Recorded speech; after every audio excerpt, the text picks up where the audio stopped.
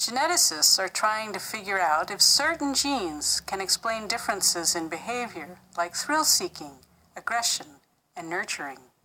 For every 100,000 people who enjoy hiking in the mountains, for example, only 1 or 2 feel the need to climb to the top of Mount Everest.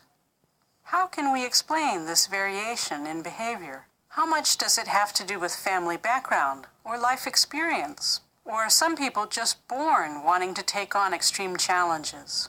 Research over the past few years has shown that the genetics behind complex behavior is trickier than we first thought.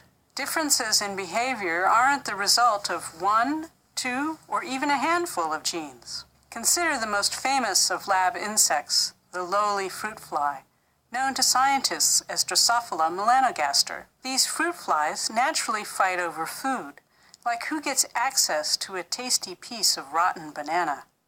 Researchers now think the activity of 4,000 of the fruit fly's 15,000 genes determine how tough the insects will get with each other. So if the genetics of behavior is that complicated in a fruit fly, imagine how complicated it would be for a human. After all, the brain of a fruit fly contains around 100,000 neurons, while the brain of a human contains 100 billion neurons, or 1,000,000 times as many neurons as a fruit fly.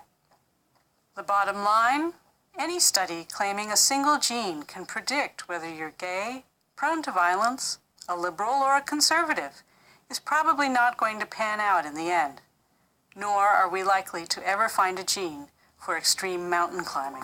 For Scientific American's Instant Egghead, I'm Christine Gorman.